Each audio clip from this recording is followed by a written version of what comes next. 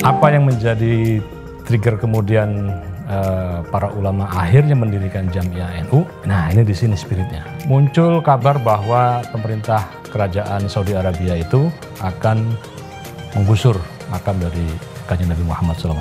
Ancamannya kalau makam Kanjeng Nabi dibongkar ini, Indonesia tidak akan mengirimkan jemaah haji.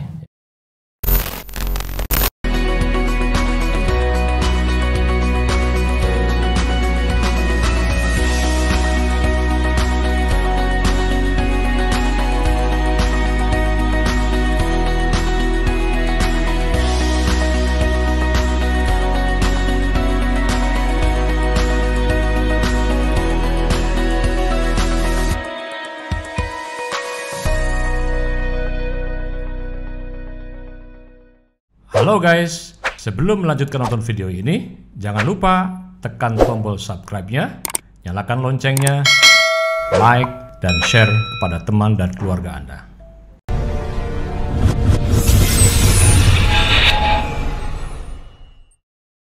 Assalamualaikum warahmatullahi wabarakatuh. Kepada sobat-sobat semuanya, saya berada di Jalan Keramat Raya.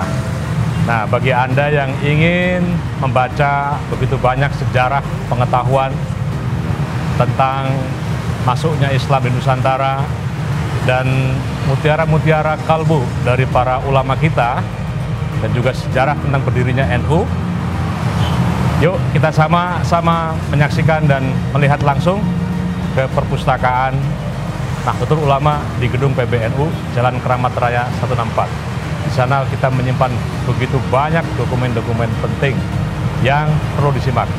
Dan di ruangan ini terbuka untuk umum bagi siapapun yang ingin membaca, dipersilakan untuk datang ke Jalan Keramat Raya 164. Bagaimana situasi jalan rayanya? Nah, ini suasana di Jalan Keramat Raya. Ya, kita masuk ke gedung PBNU. Allahumma sholli ala sayyidina.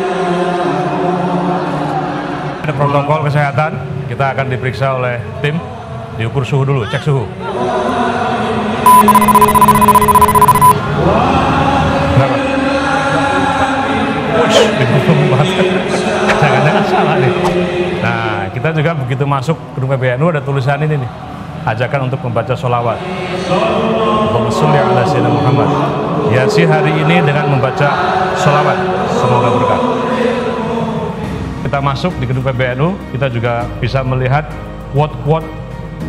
Ini kata-kata bijaksana, kalimat-kalimat bijaksana dari para tokoh NU. Ya.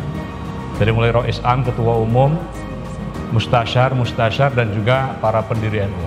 Salah satu yang menjadi motivasi kita semuanya, keluarga besar NU, untuk khidmat kepada para alim ulama NU, karena tujuan NU adalah berlakunya ajaran Islam yang menurut paham Ahlussunnah wal Jamaah untuk terwujudnya tatanan masyarakat yang berkeadilan demi kemaslahatan, kesejahteraan umat, dan demi terciptanya rahmat bagi semesta.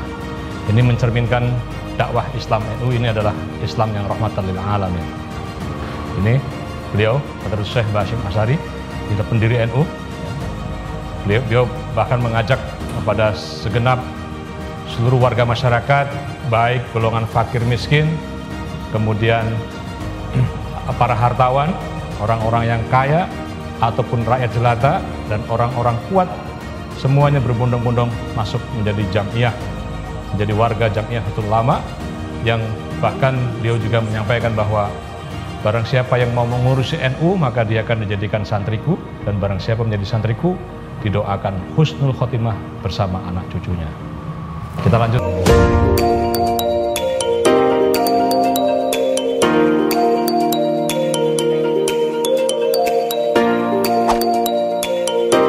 Nah, ini suasana lift di gedung PBNU. Nah, saya kira lift di dunia yang ada doanya adalah ini. Coba kita tutup. Nanti begitu turun, lantai 2, kita ke perpustakaan, maka akan disambut dengan doa. Alhamdulillah, tiba di lantai 2. Nah, Assalamualaikum. tuh. Selamat jalan. Waalaikumsalam. Sekarang menuju pintu masuk di perpustakaan Nahdlatul Ulama. Nah, ternyata di sini juga dijual nih. Ada songkok peci NU. Di sini juga dijual songkok NU. Bagi para muhibbin NU, para santri, monggo ya, kita juga senang kalau ada anak-anak menggunakan kopiah dengan logo NU ini. Baju juga nggak ada masalah ya. Tapi mohon dengan sangat untuk penggunaan logo sebaiknya tidak digunakan pada kain sarung ya. Bisa kita bayangkan nggak kalau misalnya sarung ya, kita bawa ke kamar mandi mau buang air besar, kemudian posisi logonya kadang-kadang berada di kaki atau di tengah-tengah ini nih, kemaluan, atau kadang-kadang di belakang bokong. Kan nggak pantas kalau kita duduk menduduki logo NU. Nah, di sini ada foto dirinya nih, Kiai Haji Ridwan Abdullah. Ya, beliau ulama yang setelah istikharah kemudian melahirkan satu lambang yang luar biasa ini, memiliki satu filosofi yang menurut saya ini menjadi spiritualitas bagi kita dalam berjamaah NU ya. Bahkan sejak awal logo NU ini menggunakan lambang bola dunia dengan tali yang kendor ya. Ini menunjukkan bahwa dakwah Islam ala Nahdlatul Ulama ini akan menyebar ke seluruh dunia. Dan sekarang itu terjadi karena sudah ada perwakilan NU di 36 negara di seluruh dunia. Kalau Anda ke Amerika, Anda ke Eropa, ke Australia, ke Cina, ke Jepang, ke Korea, ya, apalagi negara-negara di Timur Tengah, ya, di Afrika juga, semuanya sudah ada perwakilan NU. Berarti cita-cita dari para pendiri NU menyebarkan Islam yang ramah, bukan yang marah, Islam yang mengajak, bukan mengejek, Islam yang merangkul, bukan memukul, Islam yang rahmatan lil alamin ini agar menyebar ke seluruh dunia. Itu sudah terjadi hari ini. Dan kita lihat ada bintang 9 ini ya, yang melambangkan spirit perjuangan para wali songo diteruskan oleh para ulama NU. Luar biasa ya. Itu selamat mencintai NU ya, tapi mohon dengan sangat untuk menjaga logo ini, karena logo ini saya berkeyakinan penuh dengan karomah ya, penuh dengan semangat untuk memotivasi kita di dalam khidmat kepada para alim ulama NU ya. Karena sebagaimana hadis Nabi, al ulama'u warathatul anbiya, ulama itu adalah para pewaris Nabi. Jadi sepeninggalnya tidak ada Nabi, tentu yang meneruskan risalah adalah para ulama. Maka kalau kita khidmat kepada ulama, pada hakikatnya kita khidmat kepada Kanjeng Nabi Muhammad SAW. Kita lanjut sekarang masuk ke perpustakaan. Assalamualaikum. Waalaikumsalam. Nah, protokol ini kita jarak 1 meter. Ini Pak Satiri ini adalah Kepala Perpustakaan NU. Ya, nanti kita akan tur. Ya, kita mengelilingi, ada buku apa saja di sini. Buku-buku saya ada nggak di sini? Ada Pak. Oh. Sini hazanah intelektual tokoh NU dan juga hazanah organisasi Nahdlatul Ulama. Ya, kita lihat. Ternyata di sini sudah ada 2 pengunjung ini. Oh iya, betul. Ini ada pengunjung. Boleh saya menyapa dulu ini ya? Silakan. Assalamualaikum. Mbak, dari mana Mbak? Dari UNJ. Namanya? Sinta. Sinta. Ini persiapan untuk skripsi? Iya Pak. S1 ya? Iya. Apa? Ambil tesis tentang apa tesis ini? Laskar Hizbullah di Bekasi. Laskar Hizbullah di Bekasi. Dan sudah mendapatkan beberapa ini ya? Buku primernya sudah. Buku primer sudah ada ya? Dan ini juga ada kawan kita ini, Zahid, iya. Zahid. Trisakti Pak. Trisakti ya. Lagi apa ini? Disertasi. Disertasi. S3 ya. Nggak wawancara dengan saya nih. Guyon. Apa buku-buku apa aja nih? Ini Gus Dur, jadi dia mengangkat tentang ekonomi, politik ekonomi Gus Dur. Oh, politik ekonomi Gus Dur. Itu mungkin Sejak Gus Dur menjabat di PBNU atau sejak presiden? selama menjabat sebagai kepala negara. Oh, kepala negara. Jadi kebijakan-kebijakan ya. Kebijakan Gus Dur. Ya. Mabruk, mudah-mudahan Mohon doanya. jadi karya tulis ilmiah yang bermanfaat ya. Amin. Ya. Mau dilanjut tuh sudah ada 2 pengunjung. Jadi bagi teman-teman yang ingin berkunjung ke perpustakaan NU di Jalan Keramat Raya 164 lantai 2. Kalau Anda datang ke sini, masuk lift didoakan, pulang juga didoakan. Ya. Pulang bawa berkah ya. Pulang bawa berkah, ya. Sekarang kita lihat ada apa saja di sini. Ya. Mungkin kalau dilihat produksi setahun, bisa nggak kita ini punya naskah manuskrip tahun 1800 gitu? Harusnya ada ya. Kita memang masih terus mengumpulkan Pak Sekjen. Salah satu Kalau ini yang baru masuk. Saya punya loh, apa namanya, mushaf tahun 1800 yang itu penerbitnya dari Lasem. Ya. Jadi ada tulis tangan itu, ya. Quran. Iya. Selain koleksi hazanah organisasi dan juga karya ulama NU, juga kita kumpulkan karya-karya ulama Nusantara, Pak. Iya. Termasuk salah satunya Mbah Soleh Darat ini baru masuk. Oh ya, baru ada masuk 15 ya. judul karya-karya beliau yang nanti juga akan menjadi bahan. Ini Biroatul Arabi atau Arapegon? Arapegon, Arab Arapegon. Jawa, Ya. Arapegon tapi sudah Indonesia ya. di Indonesia. Indonesia. Nah, ada juga yang masih Jawa, Iya. masih bahasa Jawa. Wah, luar biasa ya. Dan di sini juga ternyata Dokumen historisnya ini Pak Sekjen. ya pengelola ini juga Dokumen ternyata pengelola ini juga menempelkan beberapa historis dari berdirinya NU. Kita punya statuten. Jadi ini adalah legalisir surat pernyataan resmi bahwa NU telah diakui sebagai organisasi yang sah oleh pemerintahan Hindia Belanda ketika itu. Ya, ini tahun 1926. Statuten Disahkan tahun 30. ya, ini perkumpulan Nahdlatul Ulama. Disahkannya tahun 1930. Tahun Jawa ini. Tahun 30. Ya. Nah, ini pembaruan dari Nah, ini pemerintah tahun ini pembaruannya ya. Registrasinya ya, pembaruannya di kala pemerintahan Jepang, komunis Jepang ya. Ini luar biasa ini. Jadi ini ada pertanyaan menarik mungkin ya. Jadi kepada pemerintahan yang sah, meskipun dalam pemerintahan penjajahan, itu berlaku yang disebut sebagai ketaatan sebagai warga negara. Ya, makanya Muktamar NU di Banjarmasin itu pernah ada satu pertanyaan penting. Ya. Bagaimana hukumnya membela pemerintahan Hindia Belanda ketika kita mendapat serangan musuh dari luar? Nah, kan sulit pertanyaannya. Ya.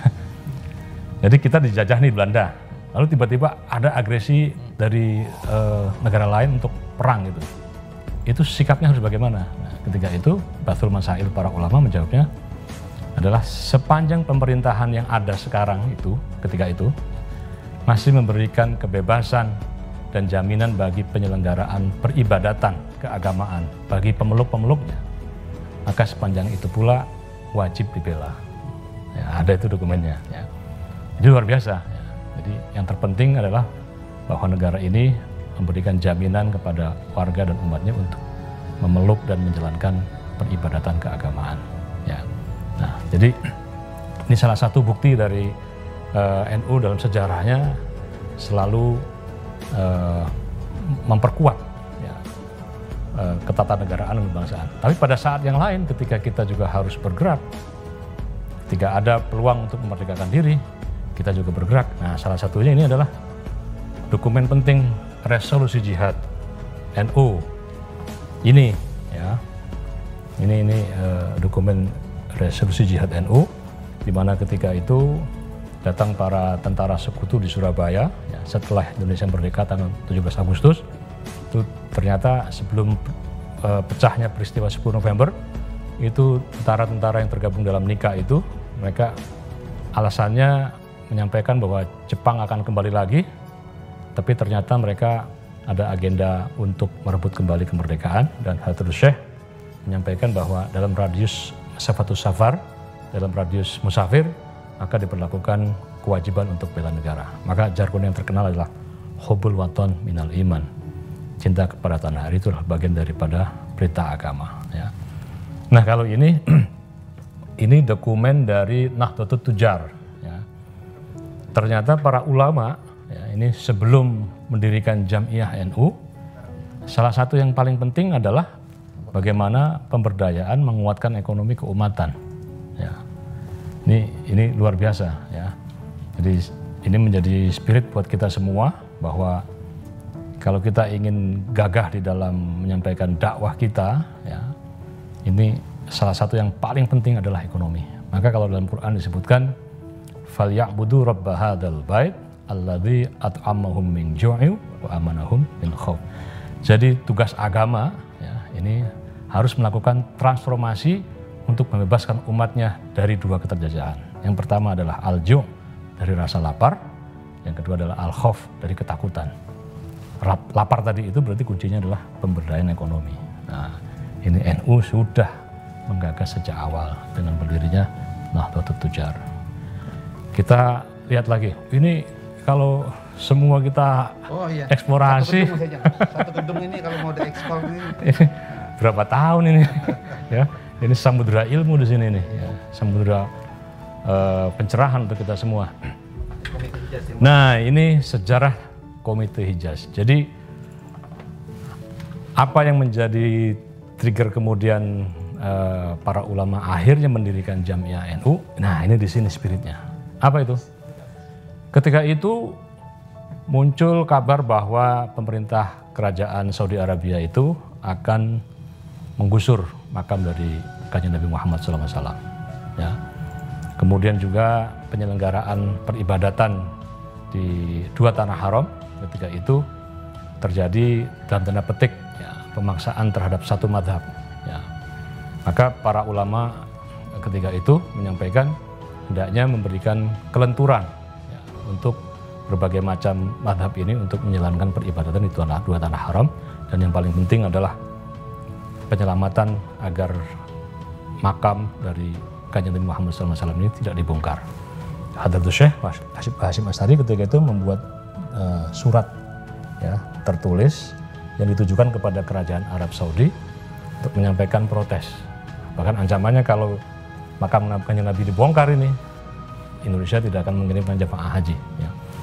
Ketika itu dibalas oleh pemerintah kerajaan Saudi, dan salah satu yang diharapkan oleh mereka ini adalah karena ini mengatasnamakan orang per orang, maka diperlukanlah satu organisasi sebagai representasi dari wadah yang ada. Maka ketika itu para ulama akhirnya bersepakat, lahirlah Jamiah Nahdlatul Ulama. Jadi lahirnya NU itu adalah dalam rangka pemurnian dan sekaligus juga mengembalikan, ya, ajaran kepada Islam sebagaimana diajarkan oleh Kanjeng Nabi besar Muhammad SAW. Luar biasa kan? Ya, itu rajin-rajin ke perpustakaan NU lantai 2 ini. Ya. Nah, di sini juga ada foto-foto dari, ya, ini adalah foto dari Rois Am, ya, dari Hadratus Mbah Hasyim Asy'ari, Mbah Wahab Hasbullah, Mbah Bisri Samsuri, Ki Ali Masum, Kerabat Jogja, Ki Haji Ahmad Siddiq, ya, Ki Haji Ali Yafi, Ki Haji Ilyas Ruqyat, Ki Haji Sahal Mahfud almarhum, kemudian Ki Ma'ruf Amin, ya. Ketua umum di sini. Nah, dan para ketua umum di situ, ya. Ya, kita sekarang, ayo lanjut. Mulai dari Ini ketua umum di sini, ya.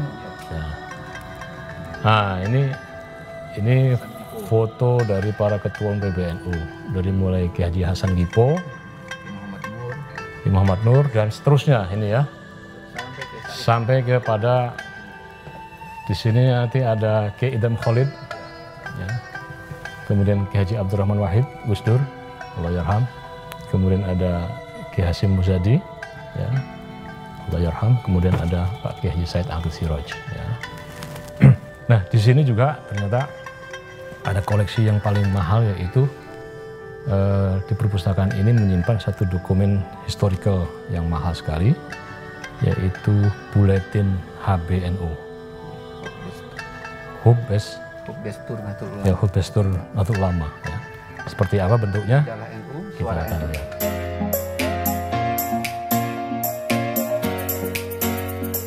Halo pemirsa dimanapun berada, alhamdulillah tadi kita sudah berkeliling, ya, melihat-lihat koleksi dari buku yang ada di perpustakaan NU ini.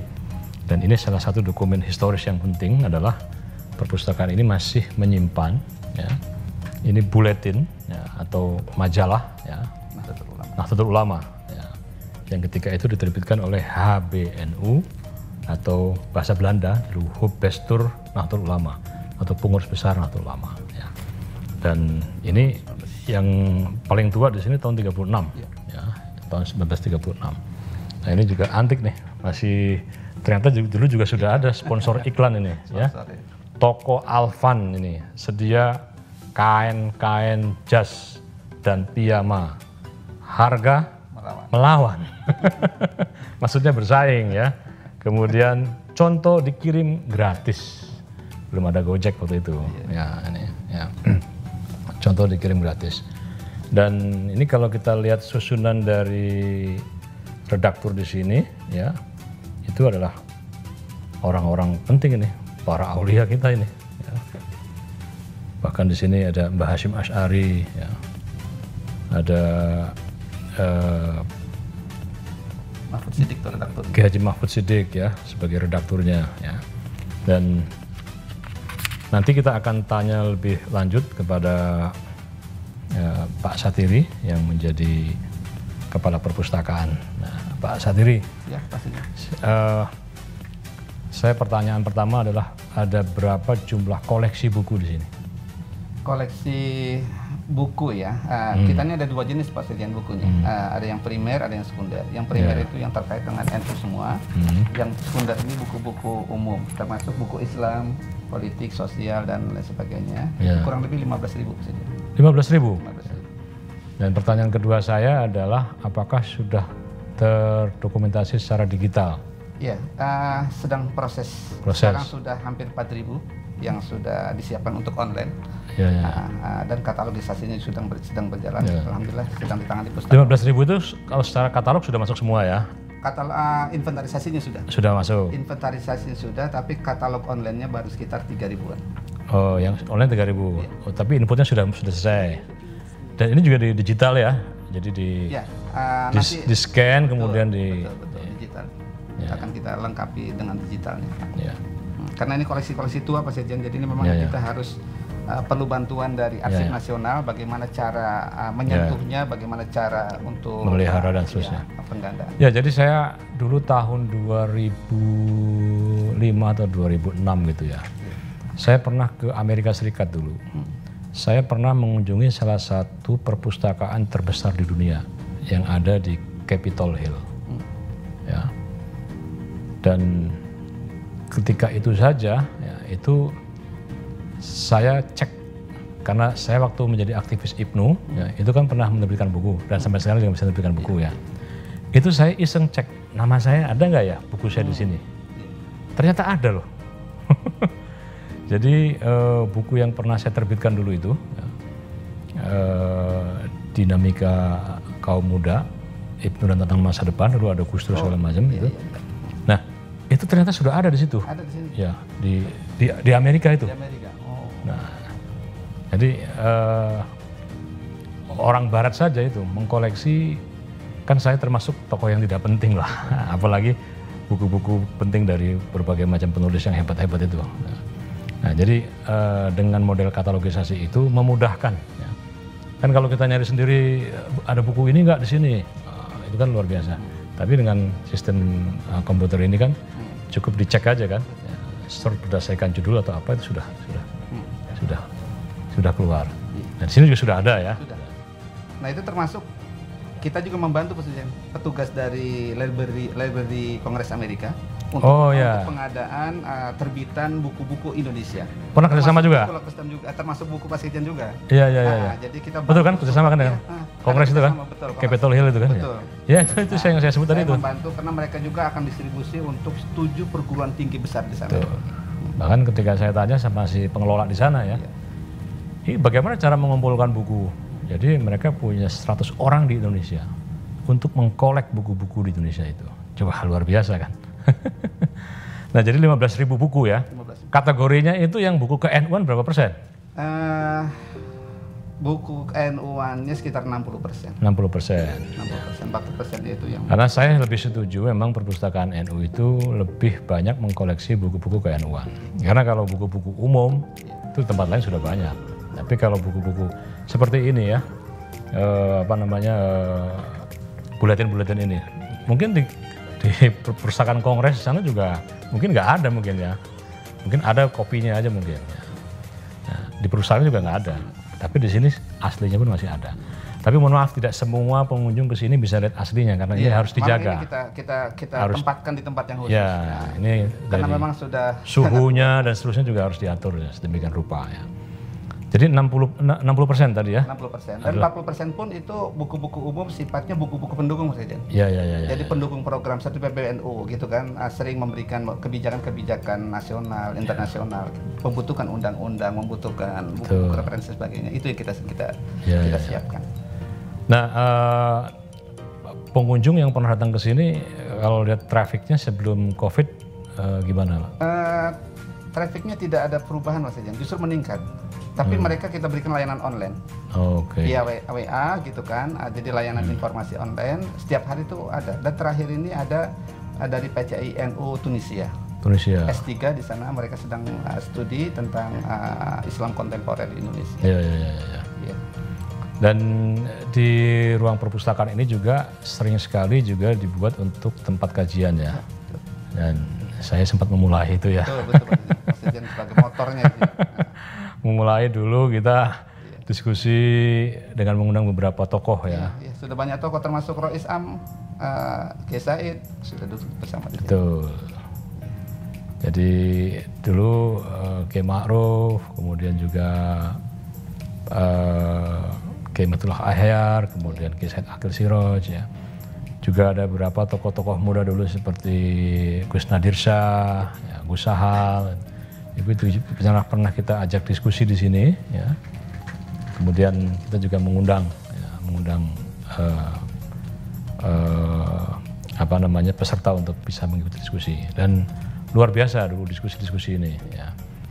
Kemudian Pak Satiri, kira-kira pernah nggak ada kesulitan misalnya buku yang memang langka sekali itu tiba-tiba rusak? Ya, sampai sekarang tuh kesulitan itu masih dirasakan Pak Sejang. Termasuk buku ini, perawatannya kita ini belum punya prosedur yang kita dapatkan gitu. Jadi nanti kita akan konsultasikan dengan Arsip Nasional atau Perpustakaan Nasional bagaimana cara untuk menangani koleksi-koleksi kuno itu. Iya. Ini buku-buku apa ini? Ini bisa jelaskan ini? Iya, ini buku-buku biografi tokoh NU ya Pak Sejang. Iya. Kita ini ada rak khusus biografi dan karya ulama Nahdlatul Ulama dan karya ulama Nusantara. Iya. Ini yang terus kita kumpulkan, termasuk Pak Sekjen masuk dalam kategori tokoh NU. Jadi kalau bisa seluruh karya-karya Pak Sekjen, termasuk artikel barangkali yang belum tersimpan di sini, itu wajib Pak Sekjen. Hukumnya ada di sini. Karena suatu saat akan menjadi karya tulis, akan ada peneliti seperti tamu kita sekarang ini yang mereka riset tertarik dengan pemikiran Pak Sekjen, pasti mereka akan cari itu tulisan-tulisan Pak Sekjen. Dan untuk pemirsa dimanapun Anda berada yang ingin memang mengunjungi perpustakaan NU ini, kita buka mulai jam 9 pagi. 9 pagi dan tutup sampai jam 5. Jam 5. Senin sampai hari Jumat. Buku nggak boleh dibawa pulang ya? Tidak boleh. Kita layanan Setuju. di sini. Jadi layanan tertutup, hanya dibaca di tempat. Iya. Dan itu pun harus ada surat rekomendasi dari lembaga masing-masing supaya outputnya kita tahu untuk apa. Nah kalau misalnya tamu dari luar datang ke sini, bisa juga. Bisa. Ya. Oke. Dan tadi 60% itu koleksi NU. Bisa dikategorisasikan nggak buku-buku yang bersifat historis, fikih, tasawuf? Jadi buku-buku yang masuk dalam kategori dokumen organisasi itu yang pertama, yang paling primer adalah buku-buku keputusan muktamar. Keputusan organisasi ya, muktamar, Munas Konbes. Jadi ahkamul fuqaha ada semuanya dari mulai pertama sampai yang terakhir dibahas. Wah, jadi kalau ingin bertanya tentang bagaimana hukumnya merokok, bagaimana hukumnya naruh uang di bank, bagaimana hukumnya bayi tabung, bagaimana hukumnya investasi, asuransi dan seterusnya, itu di perpustakaan NU ini menyimpan satu kumpulan keputusan-keputusan dari muktamar ke muktamar. Pertama kali NU muktamar. Dari pertama kali NU muktamar ya. yang tergabung di dalam kitab ataupun buku Ahkamul Fuqaha ya. Jadi bisa datang dan itu sudah dicetak ya, sudah dicetak. Artinya bukan dokumen yang asli pun sekarang sudah ada buku-buku terbaru ya. Nah kebanyakan tamu yang datang ke sini apa kepentingannya untuk disertasi? Iya, kita karena koleksi kita khusus tentang NU, jadi pengunjung pun juga yang datang ke sini adalah mereka para peneliti, para penulis, para pengamat, wartawan, gitu, terkait dengan dokumen NU. Jadi mereka memang khusus lah, tamu-tamu khusus. Jadi pemirsa, betapa mahalnya arti sebuah ilmu. Bahkan dalam satu hadis disebutkan, man arada dunya fa'alaihi bil ilm, wa man arada akhirah fa'alaihi bil ilm, wa man aradahuma fa'alaihi bil ilm. Barang siapa yang ingin kebahagiaan ataupun kebaikan di dunia, kuncinya dengan ilmu. Barang siapa yang ingin kebaikan di akhirat, kuncinya juga dengan ilmu. Dan barang siapa yang ingin kebaikan kedua-duanya, itu juga kuncinya dengan ilmu. Dan salah satu cara kita untuk enrichment, memperkaya pengetahuan kita, itu adalah dengan cara membaca. Dan perpustakaan ini adalah tempat yang tepat sekali untuk bagaimana kita melakukan enrichment kita, memperkaya keilmuan kita ini dengan memperbanyak kita membaca buku. Ya. Karena kalau kita sering baca buku, nanti ketika kita berjumpa dengan siapapun, itu tinggal keluar aja tuh ya, pengetahuan yang pernah kita dapatkan. Ya. Dan apalagi buku-buku yang ada di perpustakaan NU ini adalah buku-buku yang menurut saya kategorinya adalah rare, buku-buku yang langka. Koleksi khusus. Ya, koleksi khusus. Ya. Jadi bukan koleksi-koleksi yang umum yang di tempat. Kadang-kadang kalau misalnya ada 5 perpustakaan di Indonesia, perpustakaan umum, buku yang kita cari di tempat A, di B juga ada, di C juga ada, di tempat lain juga ada. Tapi saya bisa jamin ya, hampir mungkin kalau buku-buku di sini 100% ya, mungkin ya sekitar 50% dari buku-buku yang ada di sini tidak bisa kita jumpai di perpustakaan yang lain. Karena ini adalah koleksi khusus ya. Jadi mumpung ada waktu, kesempatan, ya, perpustakaan NU terbuka sekali untuk bagi para peminat buku untuk belajar. Ya. Kemudian Pak Satiri, ya. Di dalam mengoleksi buku itu setiap tahun penambahannya berapa kira-kira? Penambahan kira-kira saja. Kira-kira ya sekitar 700 ya. Ada target nggak dari perpustakaan ini kita harus mengkoleksi sekian banyak buku? Target ada Pak Sekjen. Sampai berapa? Jadi target kita memang kita idealnya sih setiap tahun itu koleksi-koleksi yang organisasi yang ada di PBNU, Fatayat, Muslimat, Lembaga dan Banom itu proaktif mereka mengirim setiap ada perkembangan terbitan, keputusan-keputusan kongres, termasuk biografi tokoh-tokohnya itu harapan kita rutin. Saya sendiri juga kurang tertib ya. Buku-buku buku saya banyak belum masuk sini nih Bang. Iya, sebagian besar ada di sini. Maka tadi harapan saya kalau memang masih ada yang terselip saja. Masih ada ya. Nanti disisikan. Jadi bagi para penulis muda NU dan seterusnya, kita menerima ya kalau ada monggo bukunya didokumentasikan di sini ya. Untuk siapa tahu nanti mungkin ada para researcher yang mereka para peneliti yang memang memerlukan banyak pengetahuan, informasi bisa dapatkan di sini. Jadi targetnya kira-kira 100.000 lah ya, 100.000 buku. Mestinya begitu. Untuk PBNU saya kira targetnya memang besar. Ya. Dan nanti kalau ruangan ini belum cukup, kita akan usulkan tambah ruangan lagi nanti. Ini nggak cukup sudah ya? Sudah sangat tidak cukup. Sudah sangat tidak cukup. Ya. Kita juga belum punya galeri pasti. Kita perlu juga ada galeri khusus untuk perjalanan sejarah NU dari masa ke masa. Ya, jadi kalau metodologi di dalam penyusunan perpustakaan ini berdasarkan abjad atau berdasarkan pengarang atau? Iya, itu sudah ada panduan Mas Jan. Kita mengikuti katalog pakai DDC. Ya. Jadi itu sudah standar pengelolaan perpustakaan. Jadi nanti kalau memang sudah bisa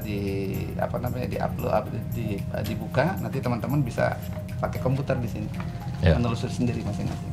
Karena memang ini masih proses, insya Allah nanti kita akan miliki itu. Baiklah, para pemirsa di mana Anda berada, al-ilmu nurun, ilmu itu adalah cahaya. Maka barang siapa yang tidak berilmu akan gelap hidupnya.